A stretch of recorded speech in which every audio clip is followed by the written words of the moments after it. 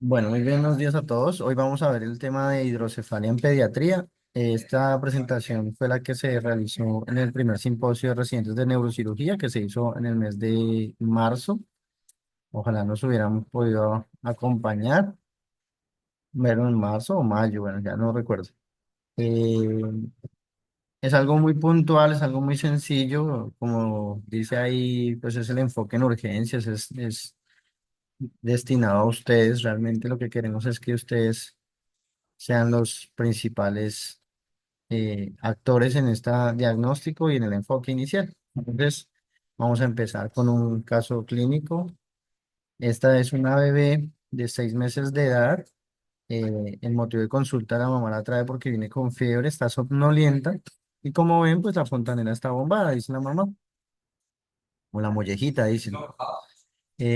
Como antecedentes personales de la paciente, ella ya tuvo una ventriculitis por pseudomonas.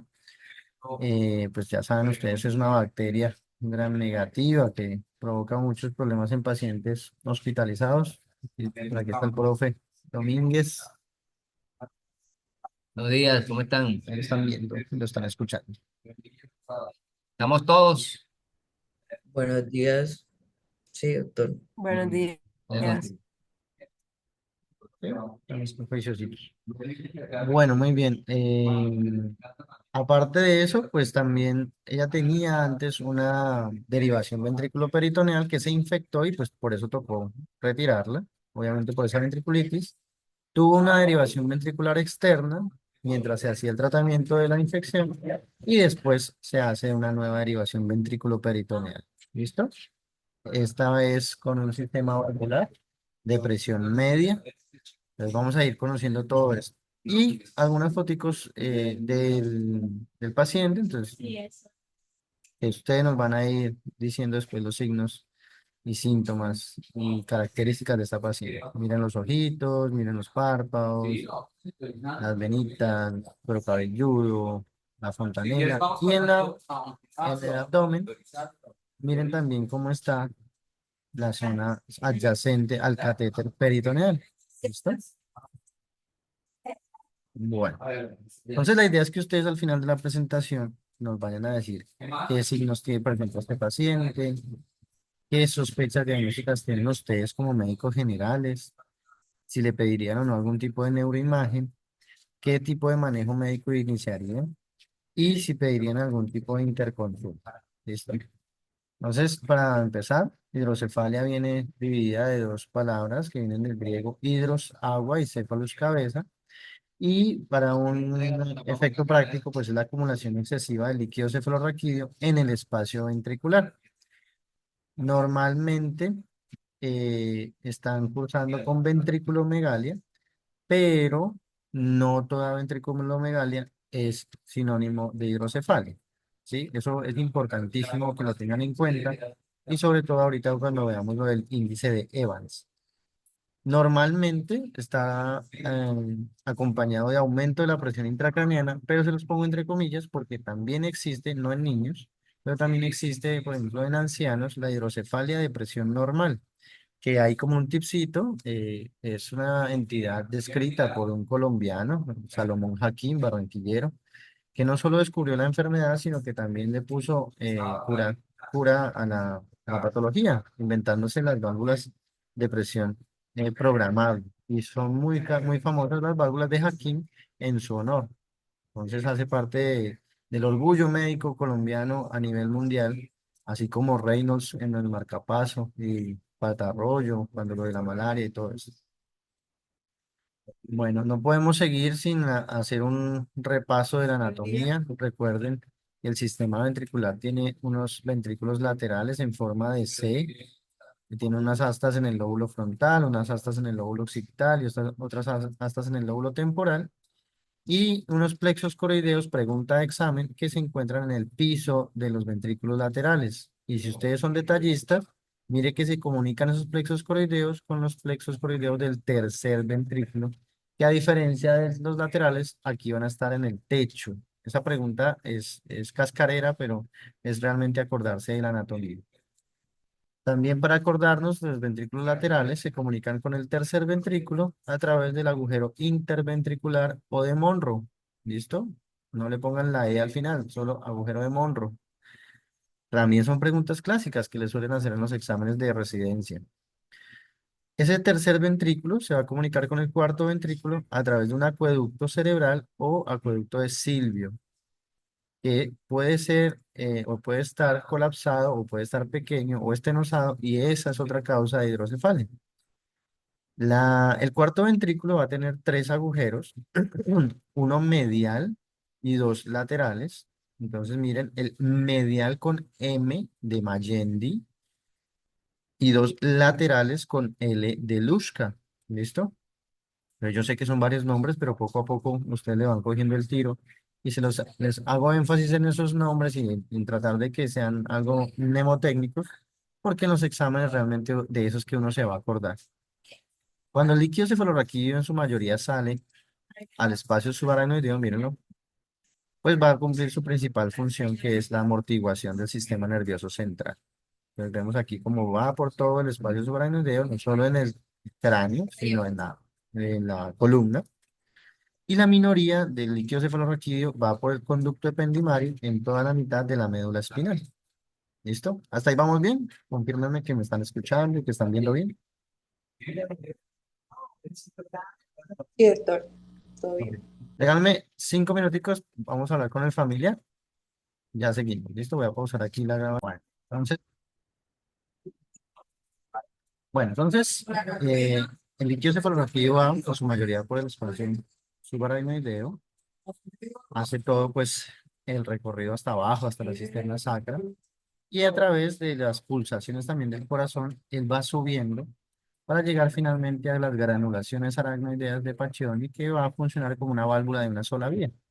De esa forma pasa líquido cefalorraquídeo ultrafiltrado hacia los senos sagitales superior, inferior, seno transverso y finalmente a la vena yugular interna, y así va a llegar al corazón. ¿Listo? Y ahí se completa el ciclo.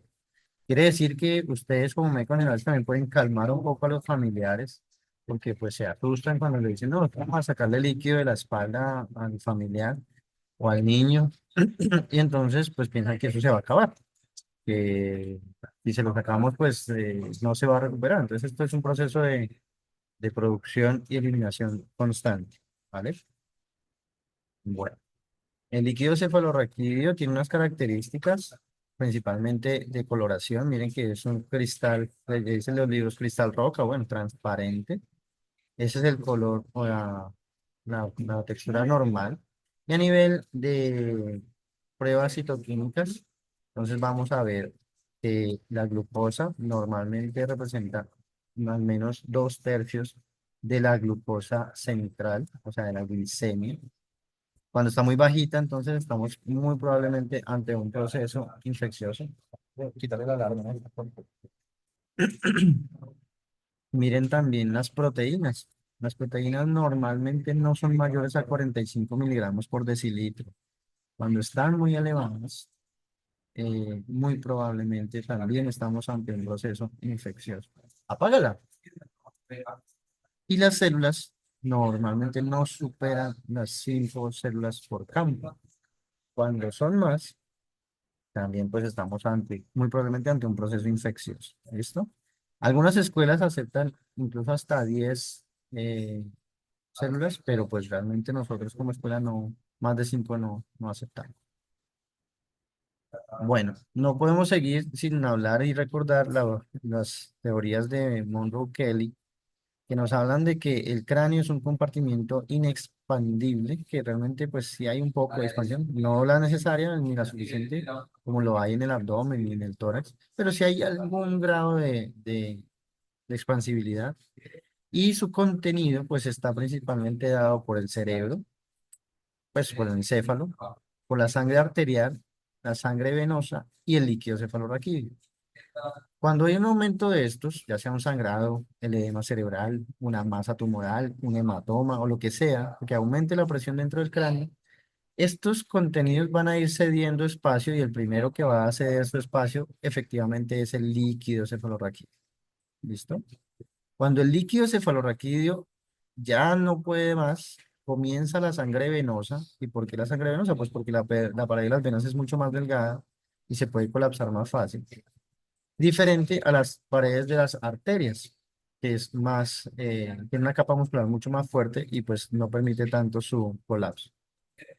Y finalmente, ya cuando de verdad no hay más compliance, se llama, el cerebro comienza a salir por donde pueda y pues el agujero natural es el agujero magno y por eso se dan las herniaciones a través de esta accidente óseo. Si se dan cuenta, estos son las distribuciones. Miren, el líquido cefalorraquídeo normalmente hay 150 cc en el cerebro. Hay 10%, que también más o menos son 150 centímetros cúbicos de agua. Y el resto es parénquima cerebral. Pero a pesar de que es bastante parénquima cerebral, el líquido cefalorraquídeo ayuda para que el peso neto sea menor. O sea, esa es otra de las funciones del líquido cefalorraquídeo. Bueno, ya entrando en el tema de hidrocefalia, pues es un problema frecuente y muy frecuente en la población pediátrica, por eso lo damos en los lunes de neurocirugía pediátrica. La incidencia va del 0,5 al 0,8 por cada 100, pero por cada 1000 nacidos vivos, eso es bastante, ¿sí? Si nos ponemos a mirar y a extrapolar esto a población nacional y mundial, pues es un montón de niños. Hasta un cuarto de los pacientes tienen algún tipo de malformación congénita. Y cuando son hidrocefalias de los neonatos, muy probablemente estamos hablando de hemorragia en la matriz germinal y muy probablemente estamos hablando de prematuros. ¿Listo? También es causa frecuente de hidrocefalia en la población pediátrica los tumores de muchos tipos y también los procesos infecciosos.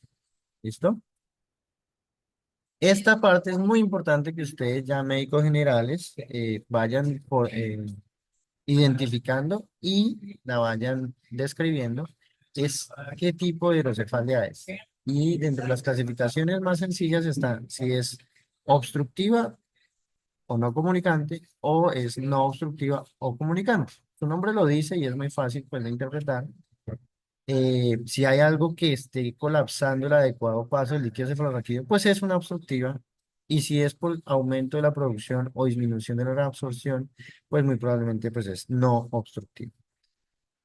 Otro tipo de clasificación es si el niño nació con hidrocefalia, o sea, es congénita, o si la adquirió a través de su vida, ya sea pues al momento del nacer, niño o en los adultos.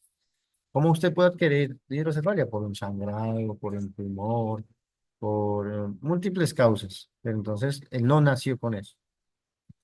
Una de las causas congénitas, pues, es la estenosis del acueducto de Silvio, yo les había comentado.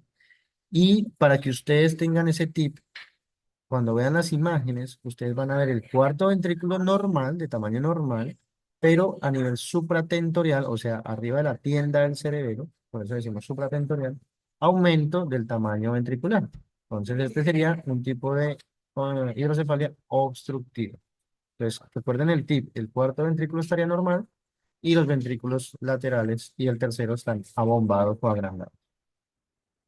Otro tipo de hidrocefalia obstructiva pueden ser tumores. En este caso, un tumor quístico se ve blanco en el T2 porque es de intensidad de líquido.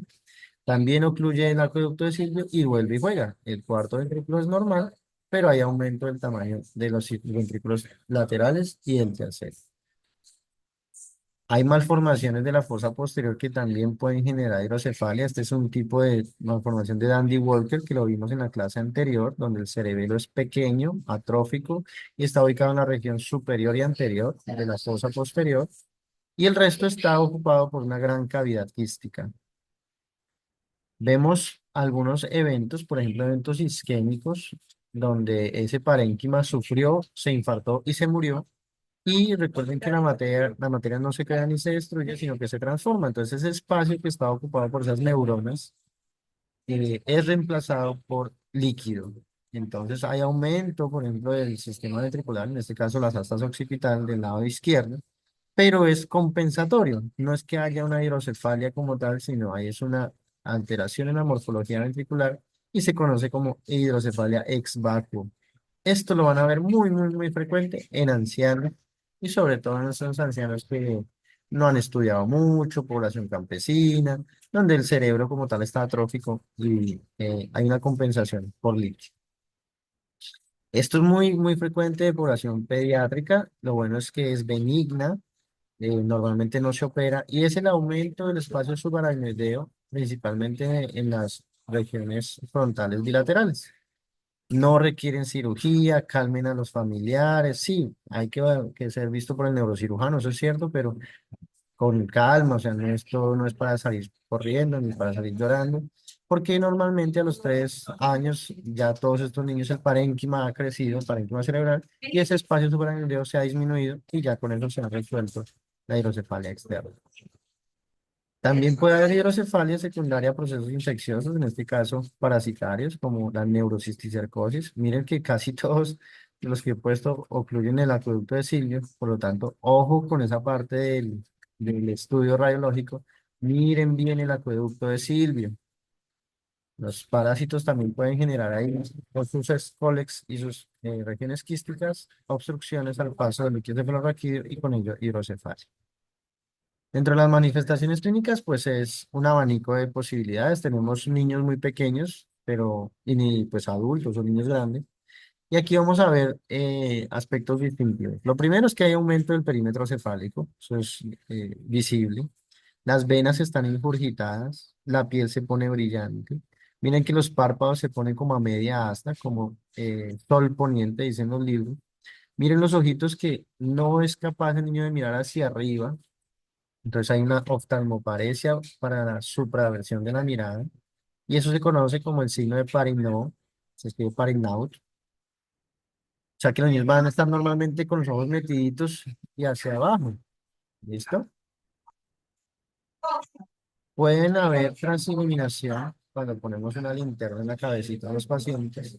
E incluso si percutimos la cabeza, pues va a ser como vacío, como si estuviera vacío, pues por la cantidad de agua. Esto debería ser anecdótico. Esto es una niña que tuvimos aquí hace unos años en casa del niño, con unos tamaños, una macrocefalia exagerada. Ya esto debería ser, como le digo en los libros, esto es una foto muy vieja. Y eso era lo que deberíamos hacer, pero vemos que en nuestra población colombiana todavía llegamos a esos extremos. Entonces, ustedes son parte fundamental del diagnóstico y la prevención y el enfoque precoz de estos pacientes. Ya cuando los niños son más grandes o incluso los adultos, pues obviamente se van a quedar de dolor. Y el dolor de cabeza es lo más frecuente. Comienza también con náuseas y vómitos. Los niños pueden ser bimodales, o se ponen muy cansones, agitados, irritables, o al contrario, se ponen somnolientos. ¿Listo? Es frecuente que presenten algún grado de oftalmoparesia y principalmente una parálisis del sexto par craneano. Si está el recto lateral paralizado, pues el ojito se va hacia medial. Entonces, normalmente cuando ustedes vean una parálisis del sexto par craneano, muy probablemente estamos hablando de que puede haber una hipertensión endocraniana, porque ese nervio no tiene mucho, o sea, no tolera muy bien los cambios de presión y él va por un canal óseo que lo comprime y pues por eso se genera su parálisis. Y al fondo de ojo, pues vamos a ver papiledema. El diagnóstico. El diagnóstico puede ser prenatal por mediante ecografías obstétricas o puede ser postnatal también con ecografía cuando tiene la fontanela permeable a través de una ecografía transfontanelar. Obviamente hay un aumento del espacio ventricular, lo que sugiere pues que hay una hidrocefalia. Lo malo, pues, es que es un estudio operador dependiente, requiere una curva de entrenamiento y no se pueden medir tantos aspectos como si lo pueden hacer una imagen estática, ya sea de tomografía, como estamos viendo acá, que se ve bien el hueso, o de resonancia, como lo vemos en el lado derecho. Hallazgos imagenológicos distintivos. El tercer ventrículo normalmente es una línea, entonces ustedes ven que ya se pone un poco más redondeado. Las astas frontales normalmente terminan en punta. Ustedes ven que aquí ya está redondeado. Y bueno, para que lo tengan en cuenta, las astas temporales que no se ven en estas imágenes, normalmente es una lineecita. Cuando ya se comienzan a ver, muy probablemente hay ventriculomegalia. Y existe un índice, que es el índice de Evans, que se mide, es una relación entre el tamaño o la distancia que hay entre las astas frontales a través de un corte que vaya por el agujero interventricular o de Monro, y se divide por la distancia intraparietal. ¿Listo? Cuando esa distancia o esa relación es mayor a 0,3, estamos hablando, ojo, de ventrículomegalia. Pero recuerden, no toda ventrículomegalia es sinónimo de hidrocefalia. ¿Listo? Este índice es para ver si los ventrículos están grandes. ¿Hasta ahí vamos bien? Cierto. Bueno. Tratamiento médico, pues hay medidas muy básicas y esto es lo primero que ustedes deben hacer y créanme que aunque suene tonto, muchas veces no lo vemos y es que aumenten la elevación de la cabecera.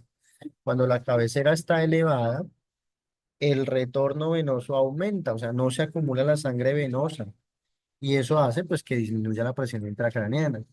Cuando un niño está llorando, está pujando, está aumentando la presión intracraneal, como por ejemplo en maniobras de Valsalva, pues eso va a aumentar la presión intracraneal y eso no es beneficioso. Entonces, traten de que el niño esté en un ambiente calmo, que esté con sus papás al lado, de que si tiene hambre, pues tratar de que si no está contraindicada la dieta, pues que esté comiendo, pero tratar de que no esté llorando mucho, ¿listo?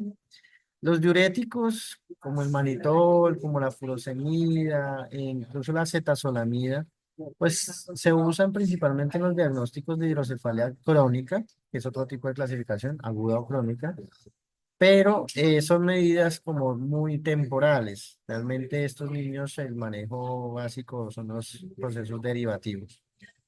En emergencias, incluso los neurocirujanos pueden hacer funciones a través de las fontanelas para liberar líquido cefalorraquídeo y con ello disminuir la presión intracraneana. O se pueden hacer punciones lumbares siempre y cuando no haya una contraindicación para la misma. Por ejemplo, ojo con los que tengan tumores o masas que puedan generar una herniación descendente y eso puede matar al paciente. Entonces, ojo cuando hagan una punción lumbar, no solo en los niños y los adultos, traten de tener una imagen cerebral previa, así sea una tomografía. Con respecto al tratamiento quirúrgico, hay varias opciones. La más frecuente a nivel mundial son las derivaciones que van desde el ventrículo hacia el peritoneo y se llaman derivaciones ventrículo peritoneales. Ese cable va por debajo de la piel. También pueden ir a otras cavidades. La segunda más frecuente es al corazón, entonces a la aurícula, entonces se llaman ventrículos atriales del atrio de los ventrículos. También pueden ir a la pleura, pueden ir al cístico, pueden ir a uréter, pero pues normalmente estos sitios se han dejado de usar porque se infectan mucho o fallan mucho. Entonces, más frecuente a nivel mundial es la derivación ventrículo-peritoneal, seguido de la derivación ventrículo-atrial. En, en este caso que vimos al principio o en casos de emergencia, derivamos también al exterior. Entonces colocamos un tubo que va desde el sistema ventricular, lo sacamos a través de la piel y lo conectamos a un sistema obviamente estéril y cerrado, hermético, a una bolsa de drenaje que nos permite medir la presión intracraneana, medir la cantidad de producción, se puede administrar medicamento como antibióticos a través del sistema, se pueden tomar muestras, es muy versátil, pero obviamente el riesgo de infección es mucho mayor. Y otro procedimiento que ha venido en auge en los últimos años es el procedimiento endoscópico.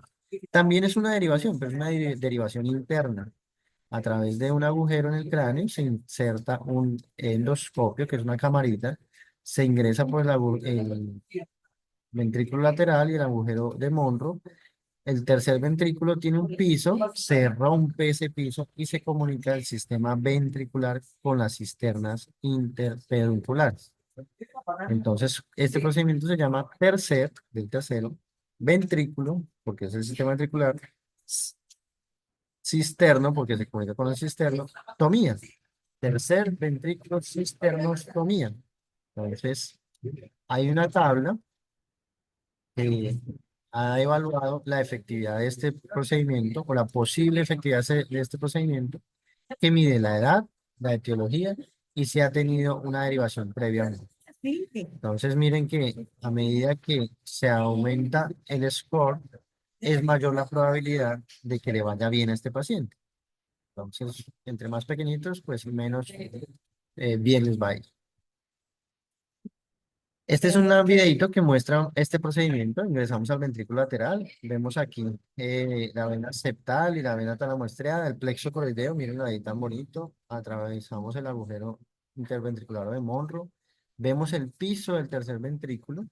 Vemos aquí ya los colículos y la membrana que está también anterior a ello.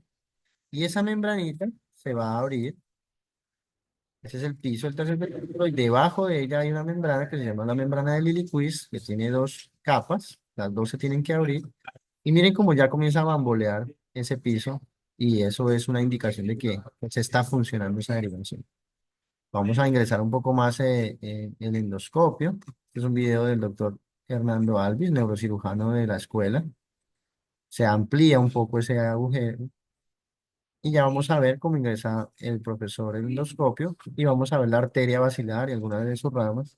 Un procedimiento muy bonito, muy anatómico, pero también muy peligroso. Imagínense que es arteria sangre, el acabose, porque vamos en un agujero de 7 milímetros, donde el control del sangrado no es nada sencillo.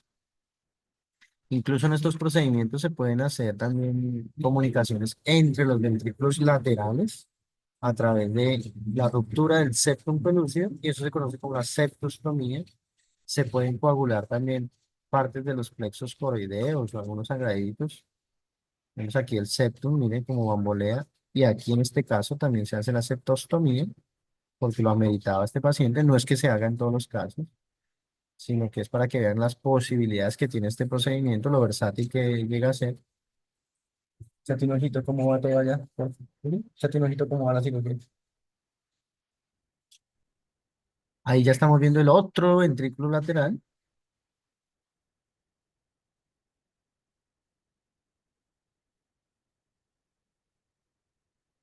Obviamente la velocidad del video está aumentada, pues para que no duremos aquí 20 minutos en un solo video. Y bueno, ahí se comunican entonces los dos ventrículos y el sistema ventricular con las cisternas. Ahí vemos el otro lado, y creo que fue por el dedo del otro lado, y ya salimos del procedimiento. Complicaciones. Esta cirugía es la que más se infecta en nuestro servicio a nivel mundial. E incluso en muchas series de evaluaciones de cirugías en general, también hace parte de las que más estadísticas tienen. Por lo tanto, debe ser la primera cirugía del día, debe ser la menor cantidad de personal en la sala, debe manipularse lo menos posible la válvula y los catéteres. Disfuncionan bastante, principalmente en el primer año, sobre todo en los primeros 6 meses. Se pueden fracturar, sobre todo a nivel del cuello. Es muy frecuente que se fracturen a nivel del cuello cuando el niño está creciendo. O pueden formar pseudoquistes a nivel abdominal. ¿Ya está intubado? Ya está intubado. Ok. El pronóstico, mire, ojo con esto, y por eso lo puse en rojo, y aunque algunos se han reído, pues les queda este mensaje, y es que la hidrocefalia mata, y mata rápido. Por lo tanto, ustedes, próximos médicos rurales, cuando tengan un niño con hidrocefalia, corran, porque ese niño se les puede morir en la cara. Miren, el 80% sin tratamiento se van a morir. Por lo tanto, no den espera en un niño con hidrocefalia.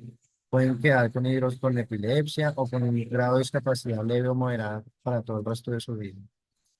Entonces, volviendo al caso, ya vienen las preguntas para ustedes. Les recuerdo, es una niña que vino por fiebre, somnolencia y la fontanela bombada y tuvo un proceso infeccioso que se trató y se volvió a derivar. Entonces, la primera pregunta va para Farid Guzmán. ¿Qué signos clínicos presenta en esas foticos la paciente?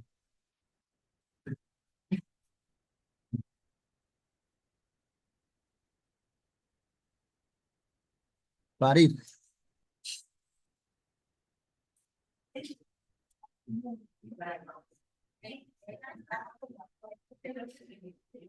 Bueno, recuerdo que estamos en clase, que solamente es una horita al día. Debemos estar atentos. Sigo con Juan Sebastián Rosales.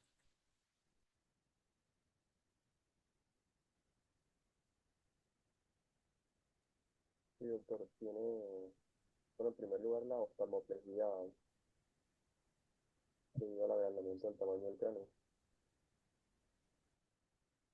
Yo no le estoy escuchando, Juan.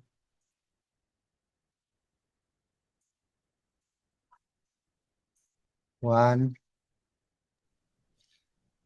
Doctor, esto no sé, antes había hablado, no me, o sea, no sé por qué no se escuchaba. Eh, la, pues, el signo clínico también puede ser los ojos, como usted dijo, como no tan abiertos, pero ahora no recuerdo el signo clínico. escríbanle en el chat, El, ayúdenle ahí, siga usted.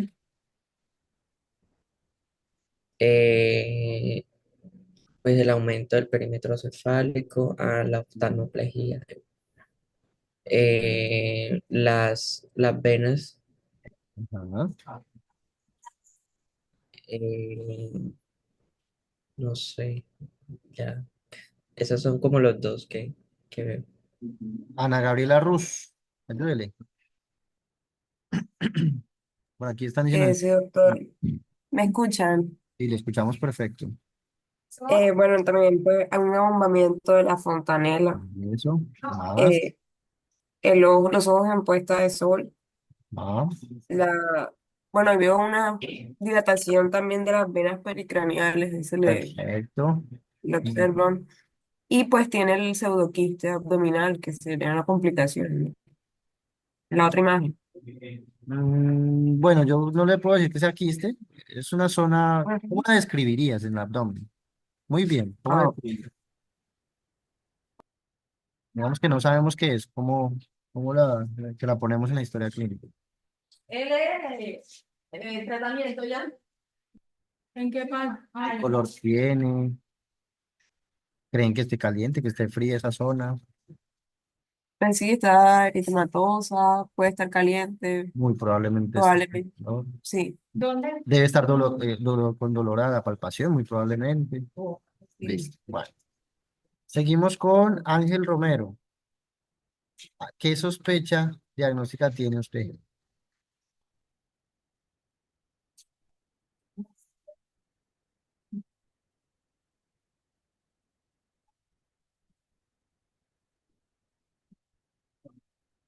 Ángel Romero.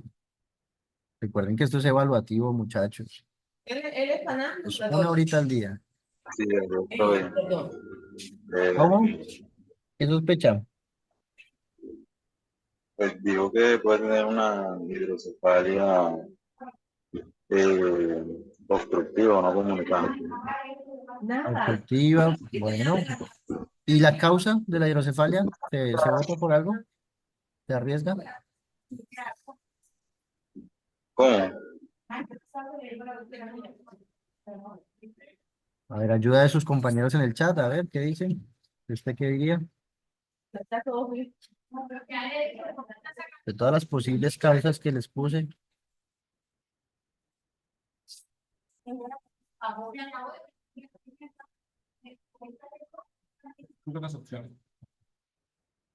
dicen por aquí obstrucción. ¿Qué otras opciones?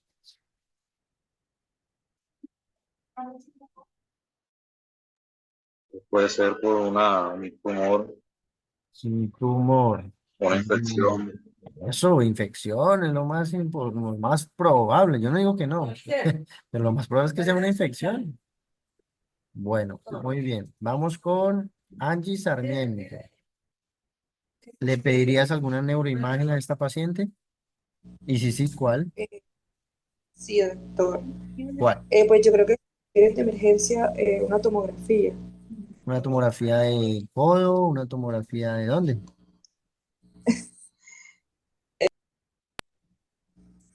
¿no? De la ¿De dónde, perdón? craneal. Craneal. Y entonces la enfermera te pregunta, doctora, ¿simple o contrastada? ¿Tú qué le dirías?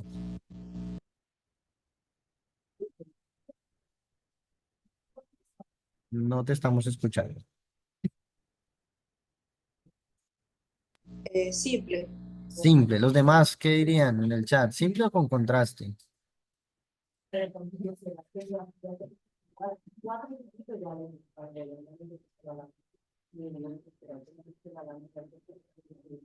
Con contraste dice Farid y los demás. Entonces, digamos que vamos a hacerle caso a Farid. Entonces la enfermera le dice, ah, bueno, doctor, entonces pídale función renal porque el contraste tiene eliminación renal y toca pedir la cita. Entonces la cita se la dieron para mañana porque hoy ya no hay cita en el tomógrafo. ¿Será que esta niña nos da espera para mañana hacerle un estudio contrastado? ¿Recuerdan que la hidrocefalia mata? Muy bien, mata rápido. Entonces siempre ustedes, médicos generales, ustedes van a comenzar en todo. Tumores, trauma, infecciones, ACV, todo es tomografía simple de cráneo. ¿Listo? Esta paciente muy probablemente no va a requerir un manejo médico o más bien no es que no lo vaya a requerir, sino que no va a ser suficiente. Pero dentro del manejo médico, a ver, ¿quién está por aquí? ¿Qué le harían? Ustedes, médicos generales, están en un segundo nivel rural. Lilet Romero, ¿qué le harías como médica? Acetazolamida. No, no te lo voy a. Bueno, ¿qué más? Digamos que ese posiblemente no te vaya a servir mucho, pero bueno, ¿qué más?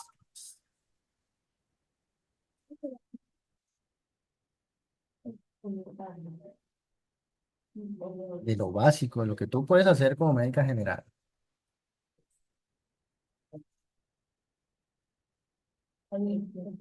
Lo de la postura, Y pues eso de la postura, mujer, cuéntanos. que se coloca la cabecita elevada. La cabecera elevada, de 30, 45 Ajá. grados. ¿Qué más?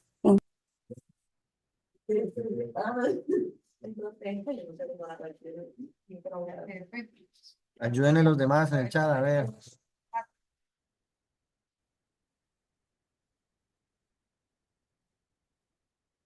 Vamos a acabar, muchachos. Vamos, más activos, por favor.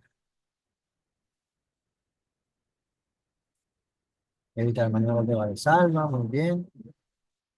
Si están en un lugar donde no hay neurocirugía, remitir prontamente a neurocirugía. Bueno, entonces les muestro, ay, perdón, les muestro, a ver si se reproducen. Vamos a ver, pareciese que no. Así, ahí sí. Esta es una tomografía simple de cráneo. Vemos, el interno nos va a decir aquí qué cortes son. Este que está ahí señalando es el corte. Duro. Coronal. Eso, coronal. Este. Vuelvo a reproducir. Un axial. Axial. Axial. Y esto. Con vista inferior y sagital. Y sagital. ¿Qué le ve usted en la tomografía, Andrés? Un aumento un aumento de los ventrículos laterales. Ajá, ¿no? eh,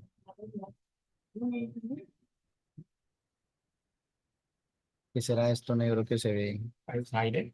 Eso, hay aire, miren. ¿Y se acuerda qué bacteria era la que tenía esa niña inicialmente?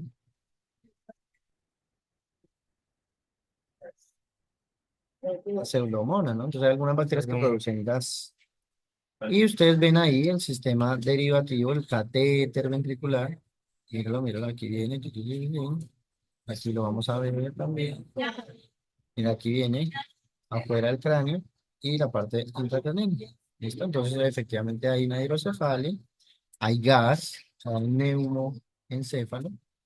Y esta niña, en el servicio de urgencias, incluso le hacemos una punción transfontanelar y miren inmediatamente cómo ella cambia. Abre sus ojitos, se alerta, miren la fontanela como ya queda excavada. Pero de todas maneras, no significa que esta niña mire la piel, está un poco terrosa, esta niña está séptica. ¿Listo? Miren el citoquímico del líquido cefalorraquídeo. Glucosa, cero. Entonces, pregunto aquí, para Madiel, ¿cuánto es lo normal de la glucosa en el líquido?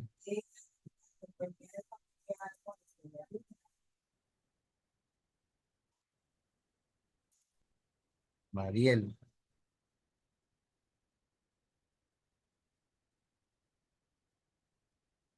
Ya, y te lo tomo hoy. Y Stephanie vaya preparando la de las proteínas.